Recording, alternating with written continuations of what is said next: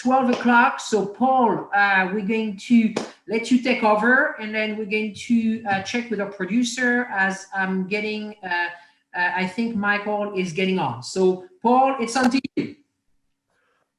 Thank you, Francisca. It's wonderful to be back. What a great group of sessions this morning too.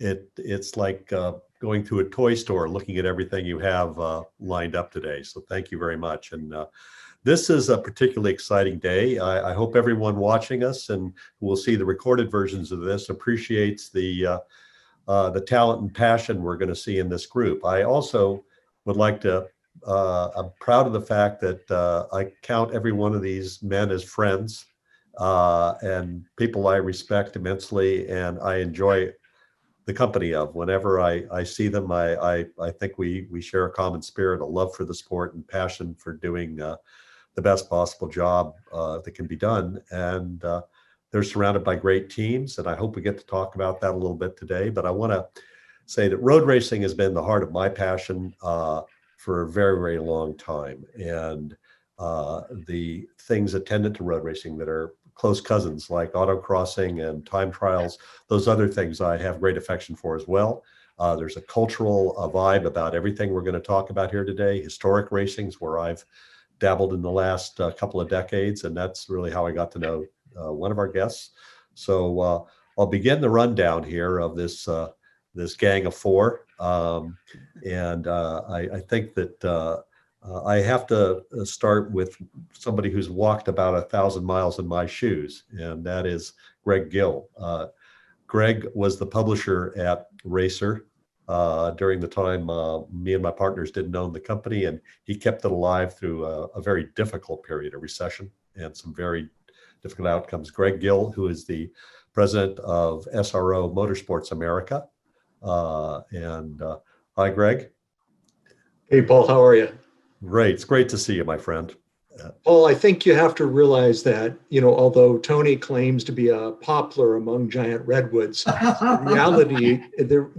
reality is Tony is more like, you know, those really old Joshua trees, you know, like they, you know, they have them out, they don't even know. I mean, like people, and John and I and Mike, we're just like little saplings by comparison. I have to say, when you look at this group, I mean, Paul, there's no way I could ever fill your shoes. And as I always tell people, I'm kind of like president of the fan club for you, at least the one here in Austin. And the same way goes for Tony, Mike, and John. I've been privileged to ride and coach far behind Tony in airplanes. And John, I've known John since the days of Mazda and always admired. And then meeting Mike recently in the SCCA, it's just been a real pleasure. So we're, you know, honored to be able to join this great panel today.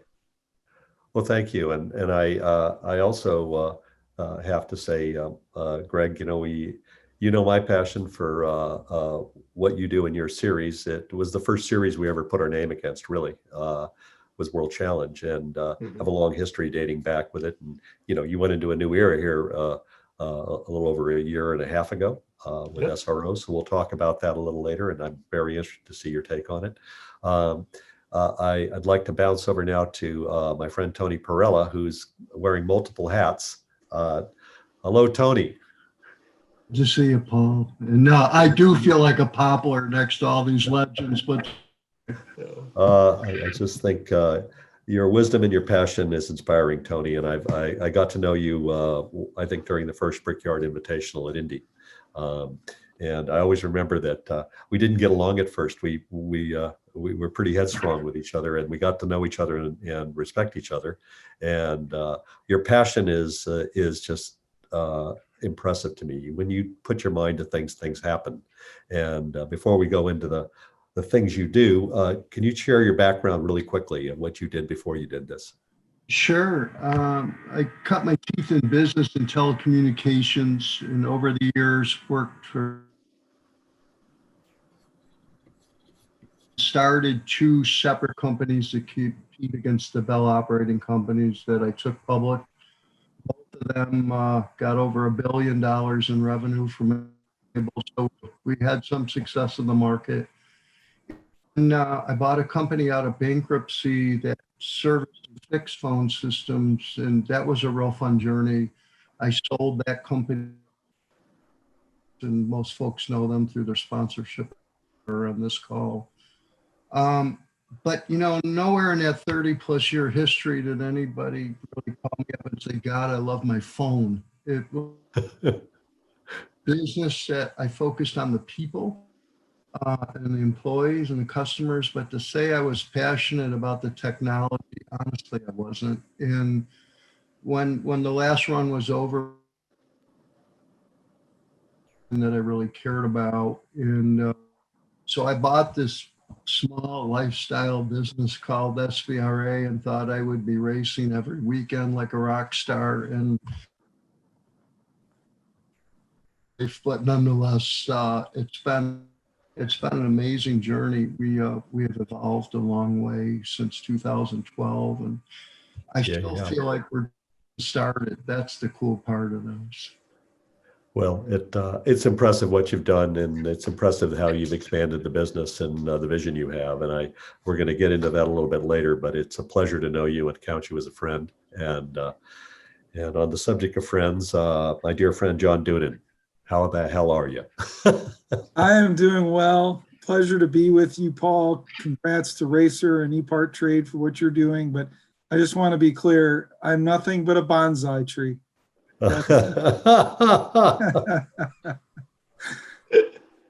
Oh, no grasshopper, that's impressive. Yeah. And you know, John, we got to know each other during your time working as motorsports director at Mazda, and you achieved success at all levels of the sport, basically, and from the grassroots, which Mazda dominates in American road racing and enthusiast culture, up to the top in IMSA. Now you succeeded my other really close friend, Scott Atherton, in this role, and couldn't think of a better person for this. And we're going to talk about what this first year was like for you. Yeah. I'm sure it's not what you expected. But I've teased Jim France and Ed Bennett quite often that in all the discussions about the new role, none of them mentioned a global pandemic as part of that. So, but hey, we made it, and you know, congratulations to Tony, to Greg, to Mike Cobb. You know, secretly on the weekends when we're not racing, I'm usually on my phone watching streaming of all their races. So, once a racer, always a racer. Oh, absolutely. And I think that, you know, with, you know, I want to share with everyone too that John and I, we share a passion for model cars. And it's not a small time thing. Between us, we probably have 1,000, I would say. Yeah. But hopefully there's a cure for that eventually. But it's great to see you, John. And then I want to introduce my friend Mike Cobb, who's the president of Sports Car Club of America. Hello, Mike. Hey, team. How are we doing today? That's great. Great to see you, Mike. Thank you. Pleasure to be here. You're about to be run over by a screaming pack of spec racers. Well, you know, I had to make an obligatory plug for one of the best classes we've got in Sports Car Club of America. That would be SRF3. And I wish I could BS you and tell you that would be me in front, but it's not.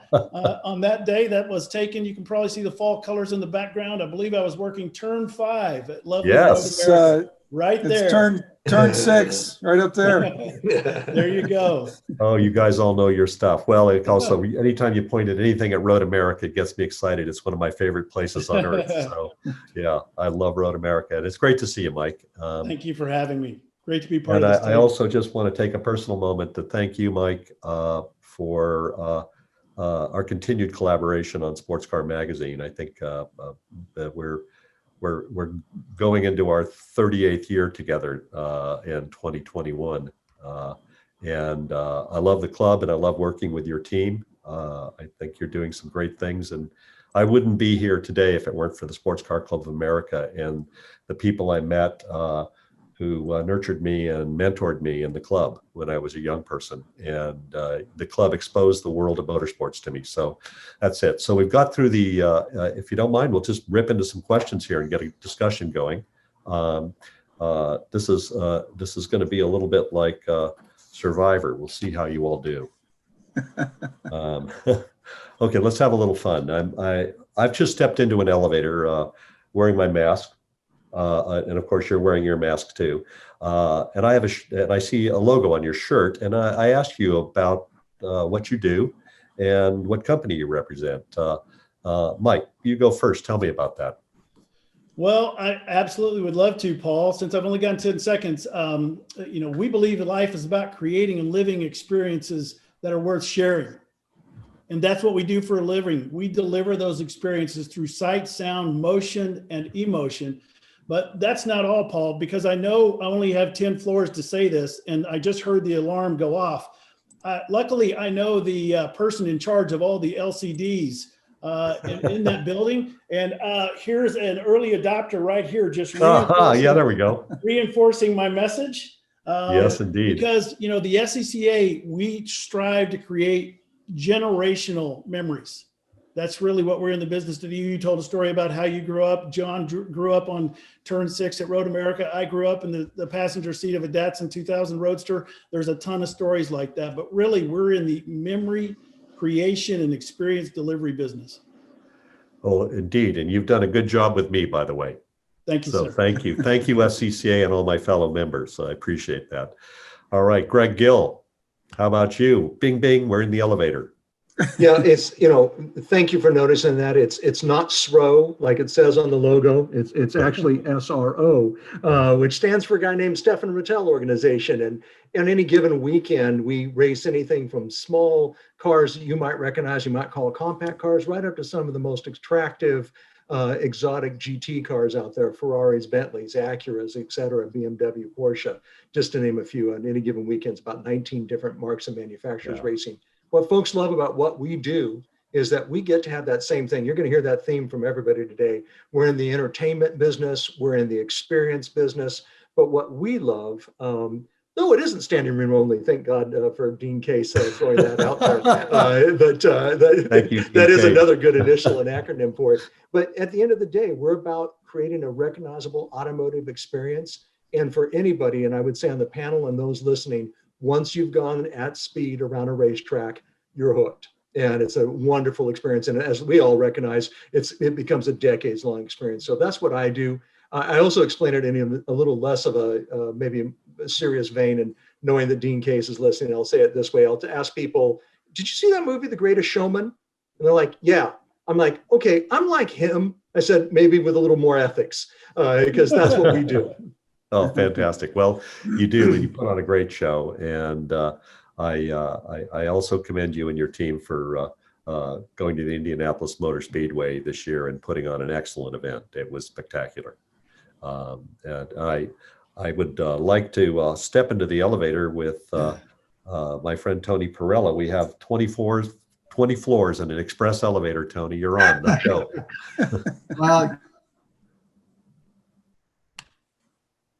Team is, we're an event business. We're a marketing company that kind of combines a focus on racing, but we're every bit of marketing company of spectators, and businesses connect with our paddock to create opportunity. We bundle all that today under the Speed Tour umbrella, and we have interest in Trans Am Race Company, the Professional Road Race Series. We obviously have built SVRA, a pretty sizable vintage racing organization, to manage the FRA and F4 series. When you combine all of those entities, it makes for a pretty compelling weekend of entertainment. If you're a race fan of racing, you throw in substantial car shows, and you put out on streaming, and it's a pretty decent party. In this environment, in spite of COVID, don't assign people a 21-inch seat. We have the flexibility we're kind of like a drive-in movie as opposed to going to the theater. And that do. Yeah. Well, thank you, Tony. And the door's opened, and you're your very small but able team is waiting outside to greet you. Again, I'm very impressed with how hardworking and focused your team is. It's a sign of great leadership, Tony. Thank you. Okay, I've stepped in, and there's a guy holding a package full of model cars and an IMSA logo on his shirt. I have hard cards for all those other groups too. But do I get to go all the way down then, Paul, if we're at the top? Yeah, we're going down now. We're going down, Okay. and we're going to go Well, back and unwrap the model cars. I'm going to pull the stop button so that we can hold the elevator. But of course, IMSA is the International Motorsports Association. It's where 18 of the top world-class premium automakers come to perform on stage. The top drivers around the world perform on stage, and our tire partner Michelin, #1 tire brand in the world, comes to showcase their product. You know, rather than being on stage, we are on the world's most iconic rolling hills, road racing circuits. We're on the 200-mile-per-hour banking at Daytona. We're on even the streets of Long Beach, California, where we visit 16 of the country's top 20 markets with our road racing events, endurance sports car racing events. Of course, IMSA is known for the IMSA WeatherTech Championship, which is the top series. But we have the Michelin Pilot Championship, and we have 5 other single make championships, from Porsche Carrera Cup to Lamborghini Super Trofeo, now MX5 Cup. So we're really proud of the portfolio that we have. I think for those who haven't been to or seen one of our events, it's 24 hours, it's 12 hours, it's 6 hours. At night, it's in the rain, it's in the heat of the day. It's ultimately the biggest test of human and machine over long endurance periods. And for me, similar to everyone else, it's where passion, it's where innovation, it's where experiments, beauty, sights, and sound all come together. I heard the word entertainment, and we're certainly in the same business as Greg, Mike, and Tony. But I challenge everybody to check us out at IMSA.com. I know you won't be disappointed, and you'll yearn to come to see us at one of our events in 2021. Well, thank you, John. And we're now in the parking structure down below, so we can run to the car and take the model cars home. But thank you for that. And let's move on to I think 2020 in hindsight. With 2020 hindsight, what surprised you, John? I'm going to go right back to you since you're on camera here. What surprised you the most, good or bad, about this year? And what did you and your team learn that will help you build a better company going forward? I think first and foremost, we learned that our competitors and our audience fully embrace what we're doing. Yeah. Our television viewership numbers, we'll find out here later this week, are definitely things to write home about. But our competitors and our partners fully embraced the situation that we faced this year. So I think the perseverance of our organization and those who participate was a huge positive. There's no question we found efficiencies in how to operate our events, whether it was less days on the ground, whether it was doing it with less people, which we certainly had to, unfortunately. I also know that without our medical liaisons and their advice, we couldn't have been able to go back and do this in a safe manner. So really proud of how our community, the IMSA family, embraced going back to racing, and really proud of our partners because, towards the middle part of the year, they found ways to activate, whether it was virtually or ultimately at the last few races on site with a static display and ways to engage with the audience. So far more positives than negatives, Paul, I would say. I can say that for everybody getting the season in. I think so. And I have to also say it was miraculous how you were able to clear and get to work with your people coming in from outside the country to be able to race here. And the proactivity that I saw there, it reminded me of what Roger Penske said yesterday about having, a kind of an anticipation or anticipatory mindset when you had, I think, multiple scenarios in how you're going to pull all this off. Yeah, I appreciate that. And yeah, what I did learn is the cell phone numbers of U.S. Customs and Yes, I bet you did. They've been a huge support. And, in the end, Mr. France, Bill France, who started IMSA with the Bishop family, and certainly the France family, had a saying is, figure it out. And we as a staff just bound together and like everybody else, we figured it out. Oh, you did and really did a brilliant job. So congratulations to you and the entire IMSA team. And we saw significant traffic in IMSA this year. The passion of your audience was sustained, and the stuff that you were doing to keep them engaged with esports was impressive. So well done. Well done to Appreciate everybody. that. And only 50 days still, we got to move in at the Roar and the Hey, Rolex. well, So the tires are warm. Don't worry about it. that's right. Yeah, As you you say, get the tires warmed big- up. biggest and I restart think, coming up. Yep, absolutely. In a parallel universe, Greg Gill, you were dealing with many similar challenges, weren't you? Yes, it was, it was a lot of the same thing, Paul, but I think each of us, and I'll be very curious to what Tony and Mike have to say, and also looking at what some of the questions have been asked while we're online here. But I think what we learned was how small the world was, how all interconnected all of us are. And the part that, and for those of us who were at St. Pete, when the plug was literally pulled while we were on track, Yes. I saw firsthand our own staff going, okay, we need to get out of here now. And everybody, including the truck drivers, figured out how to get us off track and out the door to, from a labor cost standpoint, knowing that there wasn't going to be any revenue related to what we had just done. And yet everybody had to travel there. So it was really difficult.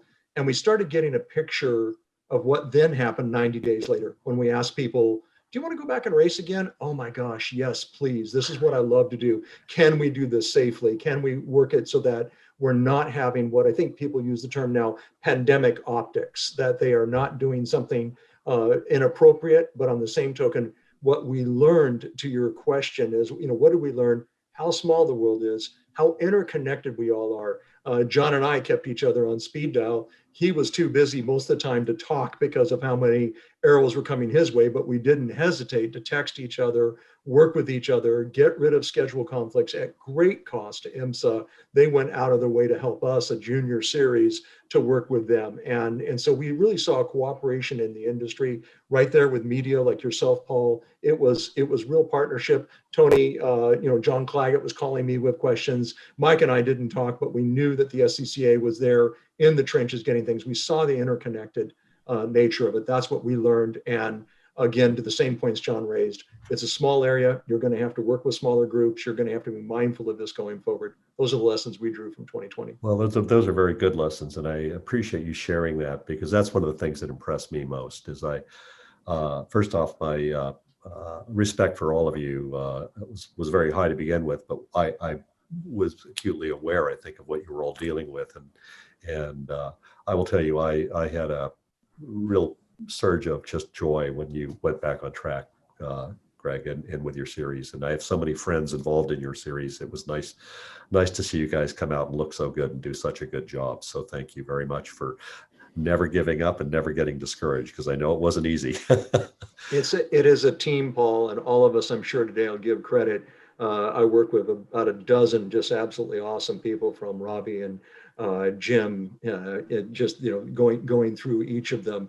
That's what makes it easy. And I'll make sure on each of the times I speak now to throw 2 or 3 more staff members in. Well, that's great. And I think that, we'll go right over to Mike Cobb, because Mike, I look at the SCCA as the glue that holds American motorsport together. And you got walloped right in the middle of your revenue season and right in the busiest part of your year. And, we're roped to you, and when you fall, we fall. And I was terrified, honestly. How did you get through it? Well, to be 100% transparent, sir, I was terrified as well. We're a little bit different construct, just for context for folks who aren't familiar with the Sports Car Club of America and how we're built. We're a nonprofit. We work through 115 regions across North America. And we put on about 2,500 events a year. Those are road race events, they're solo events, they're road rally events, they're time trial events, they're track night in America events, et cetera, et cetera. And we lost between March and September about 750 events. So that has a pretty dramatic impact in our little business. We make money two ways, very simply, through memberships and through events, right? So we had to pivot really quick. And we're a fairly lean organization. And we got a lot leaner on March 26.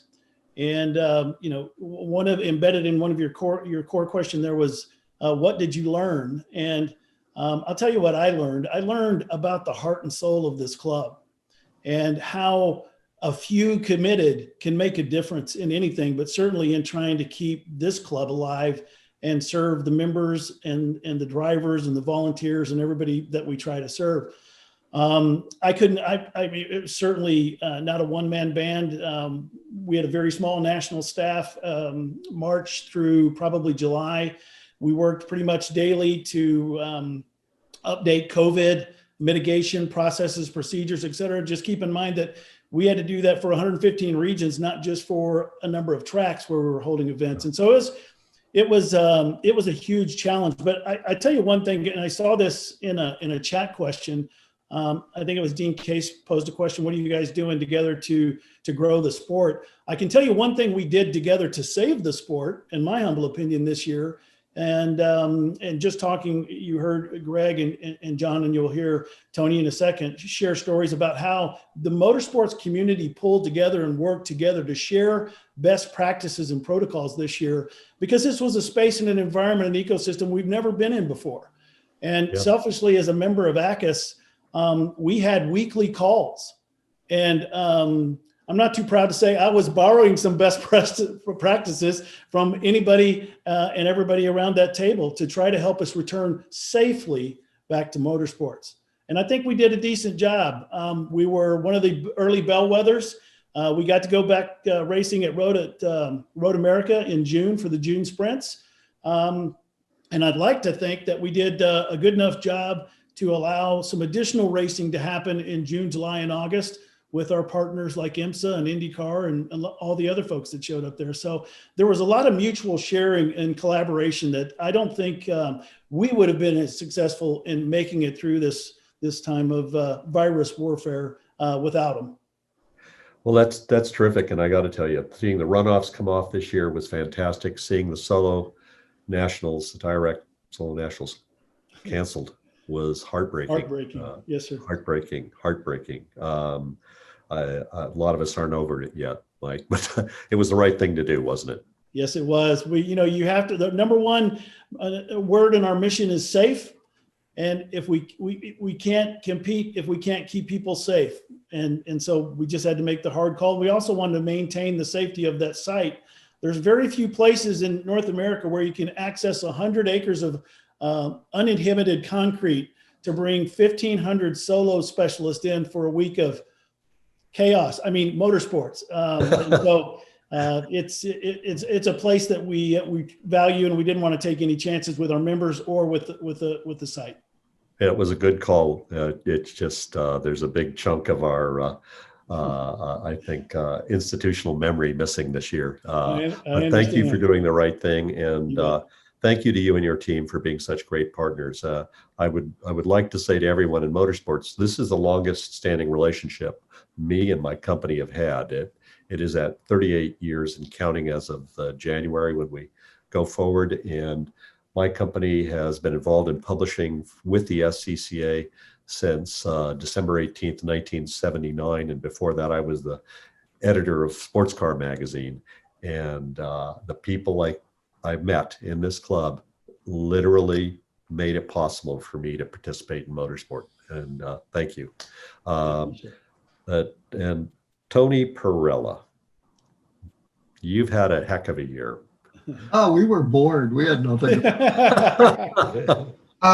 You know what? Honestly, we come out of the year in better shape than I could have even hoped for. We left Sebring in February, and I was literally in the clouds. We had launched our app, we had launched live streaming, Trans Am was at a record car count. I mean, just flying. And it seemed like late we got home, the world stopped. We have the fortunate position of not having a dollar of debt on the company or any big real estate to manage. The real objective for me as a CEO was, can I put a plan together to keep the team fully employed and not lay anybody off under any set of circumstances? Because we really didn't know what to expect. And so for a couple months, everybody was parked. When the sun started to come out, you want to make sure you're doing the safe thing, but yet not putting anybody at risk. And state by state had different jurisdiction or different levels of requirements to do with safe and trying to manage best practice. The biggest thing I learned was what I was fearful of was, would the demand be there in a COVID environment? And what I learned was our numbers for entries were actually up in every race that we held. I think guys and gals were so fed up with being on that they needed to get out and go racing. But we wanted to make sure, in spite of that, it was possible to keep people safe. And roller coaster. I mean, Watkins Glen is 20 minutes from my house. Right up until 3 weeks before the race, I thought we were going to hold it by working with the state. Yep. Have live testing on site, and you could get past the 14-day quarantine. Spent a fortune and a ton of time, and at the end of the day, we couldn't get what we needed for in writing. Same thing happened in Connecticut with live. Here we are at COTA. I send a check because we're going to finish up this coming weekend in California, and that certainly didn't work out as planned. So it's in spite of it, we were able to the SCCA and get F3, FR, and F4 to work with us is something that we're going to invest in the future. Trans Am is rocking. We got our app out, and the numbers are off the charts. In spite of the brought in a bunch of new sponsors. So we were able to have a gate. The numbers were really respectable, and we kept people safe. I don't know of a person that got sick at one of our held. So I feel like we did job as possible. It certainly wasn't the path I planned on way back in February, but I'm proud of my team, and we kept everybody working. I give us a pretty high grade for, and I'm never been more bullish on racing or our business for next season. And there certainly isn't any more certainty today for numbers, hospitalizations, and all that stuff compared to where we were way back in February. So in spite of that, we have the in our company's history planned for next year. If certain states it doesn't come together, we'll manage around it, but we're set up the way as good as we can be in this environment.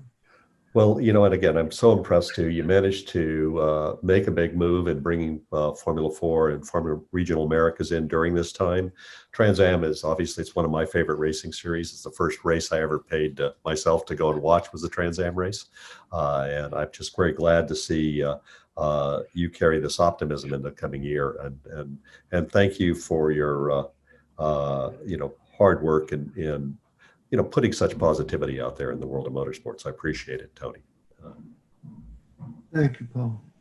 And I think I'm going to change up the question sets I was going to ask today, because I've been reading some of the really good suggestions coming in on the chats here. And my friend Lynn St. James always has got something good to share here. And I'm going to make a bigger question.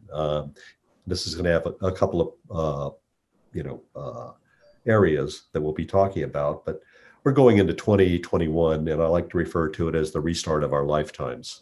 Racing did not decline at anything like the level of other sports in terms of ratings, audience, interest. We saw a massive increase in traffic on racer.com. It carried through. I looked at the numbers this morning on November, and we were not expecting November to be larger. It was over 700,000 unique visitors, mostly from the US. And we beat the last November, which had the Penske announcement, big numbers in a very strange year. And what I see here is this is a real chance to kind of reset the entire conversation about what motorsports is to a different generation, maybe, that's now discovering it through esports, which all of you have engaged in at some level here successfully. We see women moving to the forefront in every level of society.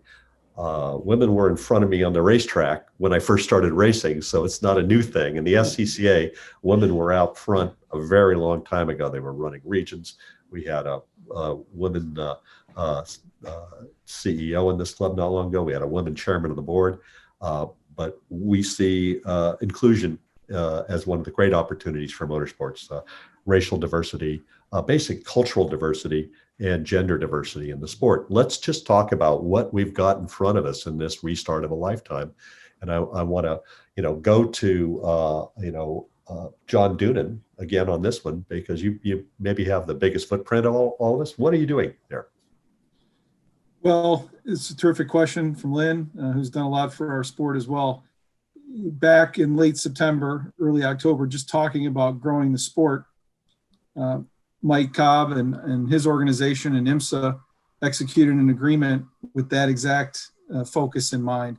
And that is, how do we grow the next pipeline of participant, of enthusiast, of fan, and educate them on what the sport's all about, back to your elevator speech, and give them an opportunity to sample it at Mike's entry points, like Track Night in America, for example. But then they may have aspirations to grow to the professional levels of the sport.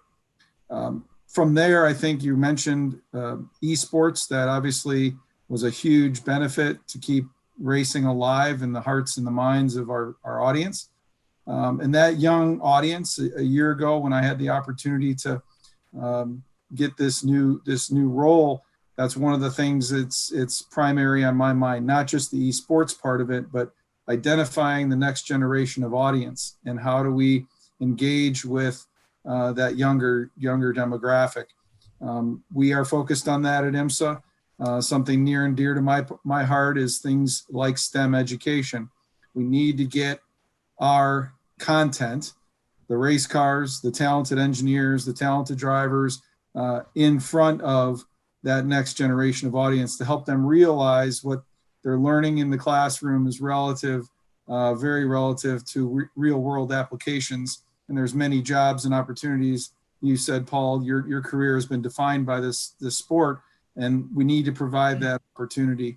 And I think last and certainly not least is the diversity and inclusion piece. Obviously, our world was rocked by a lot of different stories in 2020, and clearly diversity and inclusion rose to the top in the midst of the pandemic.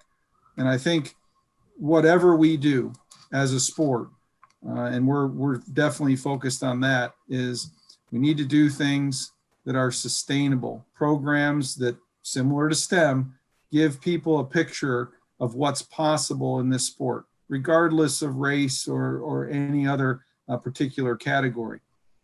We have folks, as IMSA, the international motorsports, we have people from all over the world that compete. But right here in the US, we need to give opportunities for young talent, be it drivers, be it team owners, be it engineers, be it mechanics, to see an opportunity in the sport, know that it's there for everybody, and put resource behind it so that there's programs in place that are sustainable and real, and they're authentic. It's not just a checking the box exercise.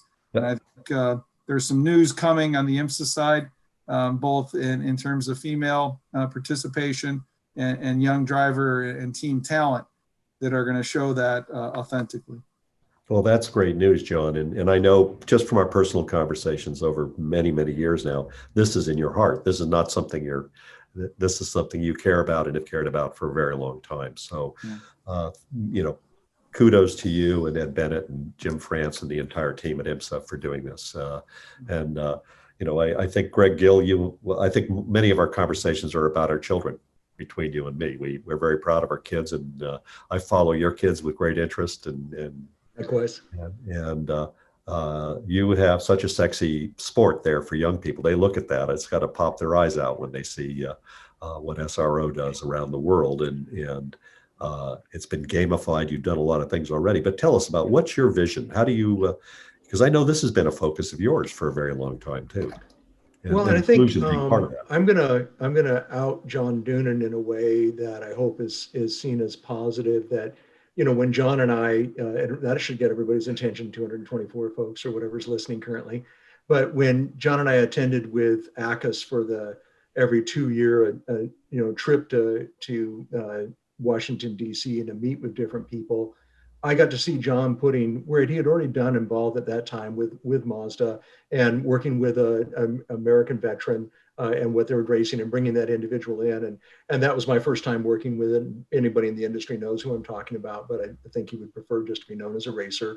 But I saw John's heart and, quickly making sure that individual was seated properly, taken care of properly. And I saw that heart, and it just reminded me at that time. And again, I'm sure Tony and Mike, and I know you are, Paul, in the same way. This thing that we learned this year, and we saw the ugliness that was in our culture. We saw things that just broke our hearts. None of us would say, gee, I'm really happy that happened. No, we realized there are things that are broken that need to be fixed. And it's individual. As I've explained to people, regardless of your political stripe or interest, we all came back and said, what can I do differently? And I'll answer the question. We talk about diversity. There was another one that hit that was always well, it's not in my backyard, I don't have to think about it. And that was, how do we deal with climate change and some of these other things that are simply facts. And I can remember Stefan Rattel saying at one event he came over for, and again, this year he hadn't been able to attend except for Indy, but otherwise he's at 2/3 of our events with us. And he said, guys, I don't want to argue with you. I just want to tell you, I like to go skiing, and where I go skiing, there's a glacier. And that glacier is, 230 yards further away than it used to be. Now, say what you want, we got a big problem. We need to pay attention to that. So now we're working on that, and you'll see announcements in the coming days to bring ourselves to carbon neutral. That to me was the macro. Now, what do we get to the micro? What do we get to the you and me? How are we dealing with that individually? I think John touched on those things. I think honestly, we're all engineering driven, so STEM's a natural. Well, what are you doing about the liberal arts majors? What are you doing about the other folks? What are you doing at the elementary school level where, we're pushing kids? They're not all going to be engineers, and they're not all going to be people who want to work on a production line somewhere. They're going to be artists. I think you might have one of those in your house. I have a couple of them. And so, what do we tell those folks about a career in motorsport? And then what do we do to demonstrate that it's not something? I've always spoken about the Specialty Equipment Association, or Speed Equipment Association in its heyday, and I called it the League of Old Fat White Guys. And I said, I'm the chairman of it. We don't need to continue that, and we need to show the diversity. And I think SEMA's done a fantastic job of showing the diversity. And we need to do the same thing, not just talk about our programs, but when folks look at, God willing, next time we all do this, they see a woman on this panel, they see a person of color on this panel, then we'll be going the right direction. And I think that, you'll see actions like John talked about, their announcements. We'll be having some ones, but we view this as one of our board members said to me, Bob Woodhouse, that, who do we want to be known as? Who do we want to be? And I think that expresses it. I think all of us are answering that question now. We saw some things here in America that we didn't want to be. We don't want to be known that way, and we want to change. And we're all seeking how to show that. And I think in 2021, you're going to see that. Some very practical things, STEM programs, getting into the communities when we're out doing the outreaches, the things that Mike talked about. But I think each of us has to answer those questions. And I think also just the welcoming nature of your paddock historically, and, and the diversity I've already seen in your paddock speaks volumes. It's just, I think it's a great example. And sports car racing's, a video game come to life, basically. I think it's a great way to engage young people. Thank you, Greg. And thank you for being my friend through all these ups and downs we've experienced in this business. I want to go over to Tony Perella, and Tony, your environment is particularly welcoming to families and young people, and I know you've just taken controls of a racing series that is to nurture young talent. Want to talk about that a little bit? Yeah, I think what I'm most excited about leaving this year is that 2021 should provide for us working with young kids that are just getting started. We have an FRA and F4 working with SCA Pro. This gives us an opportunity to do a couple things. On the diversity front, John Claggett is working with Trans Am for TA2, and I'm heading up finding a kid to sponsor a ride and an F4 ride that will pay. We'll waive all the entry fees. We'll lean on the sponsors for tire and gas to make it as affordable as possible to race one F4 FRA and one TA2 car. That's in the middle of putting together a formal process and program, which I'm excited about. But I'm equally excited at our home, the first Winter Cup race in February, FRA and F4. It's an optional race. What I'm most excited about is I get to work with these kids, and we're going to do a classroom setting of how to raise sponsorship, how to leverage the paddock, and teach these kids approach businesses and business owners to raise money in racing. And it's a skill set that they can use, frankly, anywhere in their life, whether they're become professional racers. So that part of it, personally, the vintage crowd is an older, well-established crowd. I'm not going to teach those folks a whole lot. The TA guys are kind of mid, but to have a chance to raise in kids and hopefully make an impression, that's really got me excited for next year. And I have to say one thing too. You have a great champion in Amy Ruman, who is one competitive race car driver, very, very good and Yes. very professional in how she carries herself, and forgive me for saying it, she's a badass on the racetrack. She's really good. And so I think you've already got a living example of what's possible within your sport. And I commend you and everyone, and John Claggett and the team at Trans Am doing a spectacular job. So thank you, Tony. And I want to bring it home to where I started, was with the Sports Car Club of America, the gateway to motorsports for so many of us. And Mike, I know this is something that's at the forefront of your thinking, these very things we're talking about now. So you want to kind of sum it up for us and bring it home? Yeah, I can just share just a couple of thoughts from through the SCCA lens. First, a quick build on Tony's comments on F4. Just for context, the U.S. F4 champion that was just crowned is the youngest F4 driver with the FIA World Championship Series in history. Hunter Yaney is his name, and started out in karting, and there you go, 15 years old and already standing on top of the podium as a world champion. So, I think the intersection of diversity, inclusion, and access are interrelated. And, a couple of things that we're trying to do at the SCCA to really kind of broaden, to really kind of move the ball downfield on both fronts is a couple of programs that we're actually running through our SCCA Foundation. One is called Vet Motorsports, where we basically take veterans who have suffered some form of military trauma. They might be suffering PTSD. They might be have suffered a loss of limb. They might be suffering a host of maladies. But the job is to get them in a car. The job is to get them re-engaged in life. The job is to get them out of that negative thing that's going on in their head and get them into a positive thing, like hauling tail around a solo course or serving as a volunteer or a crew member on a road racing team. It really doesn't matter what the access point is. What matters is that we provide them that access point. So that's a great program that I'm pretty passionate about. Another program I'm pretty passionate about that actually is a little bit longer in duration is our SCCA Women on Track program. Which was actually started in the solo community to get more women engaged and involved in SCCA solo. But if you're walking around the SCCA National Championship runoff paddock area, you're probably going to see quite a few Women on Track bumper stickers on cars as well right now. So we're trying our best to fan the fires behind that initiative to drive that not only from solo to road racing, but across anything that we touch that provides an access point to motorsports. And the last thing, just real quick, in terms of access to motorsports, we launched Track Night in America 5 years ago. We've gone from 0 to over 50,000 participants in that time period in terms of total number of participants.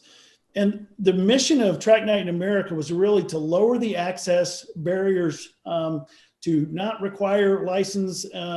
Sometimes we even allow folks to participate with a weekend membership instead of a full membership. And here's the cool thing that's going on with Track Night in America. Number one, about half of the folks who show up are not SCCA members. Yeah. So we're not serving those we're already serving, whom we love serving, by the way. Nobody send me an angry email, but we're trying to adopt new folks and engage new folks and bring them into the family of motorsports. Number two, about 20% of that population is totally net new to motorsports, period, regardless of any previous sanctioning body experience. So these are the folks, you talk about the graying of motorsports. These are not the graying of motorsport like me. Like me. If you look at the bell curve of participation, when you rack and stack 40, 50,000 plus participants, over a third of those participants are in the 25 to 35 age demographic. Yes. And so it's moving the needle with bringing some younger folks, the younger demographic, to the motorsports industry. And from an experience, we started off talking about delivering experiences that folks remember. It's one of the highest rated overall experience programs that we have in the SCCA. And we do about 150 events a year in a good year. We didn't get to do 150 this year, but I guarantee you we're going to be back at 150 next year. Well, that's fantastic. And Mike, I was sitting in this very conference room where I'm broadcasting from now, or Zoom casting from now, when Hayward Wagner presented this to, I think, John, you were in the room with us at that time, the idea of Track Night in America. And wow, what a great success story that is. And kudos to you and the entire team. And this is exactly, personally, this is exactly what we need as a sport, because we're incubating the people with passion that will drive the rest of these businesses. And I commend you and everyone in the club. And I think all of these businesses are powered by passion. That's what we all have in common. And I think we're near the end of our time here, but I want to just go around as we close out, and just tell me who you're inspired by in life and in business. One name, and we'll check out. Mike, you first. Well, I'm sorry. I started my week yesterday with Roger Penske, and I was on fire after that. So, I love the family that's around this round table. I always told my kids as they're growing up, show me your friends and I'll show you your future. I'm excited about my future based on the friends that are around me right now. But I have to say the captain is one of my pinnacle heroes. Yeah, I agree with you. How about you, Greg Gill? Oh yeah, that's easy. And it's because I'm a history buff. So it's a guy named Lord Nelson that fought a battle called Trafalgar. He died at the end of it, and his last words were, "Thank God I've done my duty." Each morning I wake up and I think, what am I here to do for the people that I'm here to serve? That's a really great thought, and a big one. Thank you very much, Greg, and thanks for being my friend. And over to you, Tony Perella. I would have to say, obviously, Roger, but I'll go a history vintage. I'm going to go with Wally Parks. He took a concept that was a grassroots fun thing that a lot of us did, kids, and turned it into a national business. And, if I can pattern some of his accomplishments into what we're doing, I'll go with Mr. Wally Parks. Well, that's a great one. I think a lot of us feel very, very much like that about Wally and what he did overall for motorsports too. He legitimized us. And how about you, John Doonan?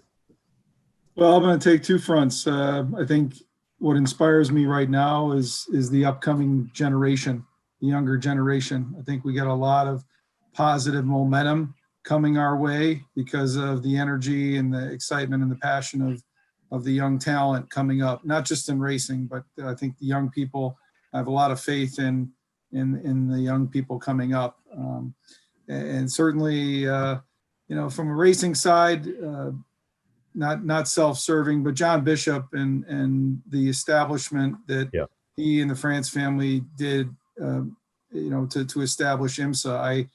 promised Mr. France and Mitch Bishop, John and Peggy's son, that I would try to operate this organization in the same base foundational values that they established it in. And that's the goal. Working, as Mike said, with great friends and great partners in the industry to try to grow our sport together. And that's really the key, is trying to work together, whether it's rules, whether it's sharing events and schedules, and doing our part to try to grow the sport.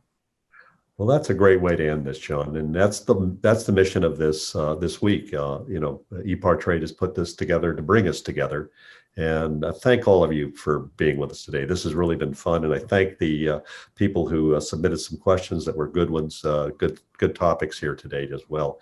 On to you, Francisque and John. This has been a pleasure. Well, thank you, Paul. Thank you, Paul. Thank you. Thank you, gentlemen. What a great session. What an honor to have you with us. Stay with us, please. We're going to move you back as panelists, so that way you can join again anytime you want for the following sessions tomorrow, as well as up to Friday. So stay with us 1 second while John and Paul kind of share a little bit their thoughts and what's coming next. So we're going to take care of that and bring the next panelist with us. Great. So John, on to you. All right. First of all, we're in the parts business here at EPARTRADE, and I just want to remind everybody for a second how many parts are sold into that group represented by that sanctioning body, by those sanctioning bodies. I mean, that's a ton of parts, from high-end pushing the envelope technology down to grassroots, and then even in vintage racing, which is vintage cars everywhere racing. And the parts are not always old. So some of the parts from the brakes to the plumbing were bought yesterday. So I thank you, Paul, for organizing that panel, because for making the racing industry go around, those four guys represent a lot of parts sales. You sure do. And thank you, John. And I'm looking forward to the rest of today, and I'll see all of you a little later. Registering on EPARTRADE is easy. Fill out your name, email, phone number, and create a secure password. Next, select your business type.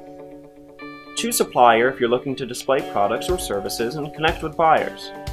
Choose racing business if you're looking to find new parts and connect with suppliers. Choose race team if you own or are a member of a professional racing team. Begin typing your company name. We most likely already have your company in our database, which you can select from the drop-down. Then, enter your job title. Choose Claim Company if you'll be editing your company profile. Other members of your company can choose Join Company if they'd like to use EPARTRADE as well. You can view and agree to our terms of use here. If you'd like to receive our weekly newsletter, choose Accept. Click Register Now, and your registration will be submitted for approval. You'll need to confirm your email once it goes through. To keep our platform industry only, you'll be approved shortly after. If we require additional proof of business, we'll reach out. Welcome to EPARTRADE.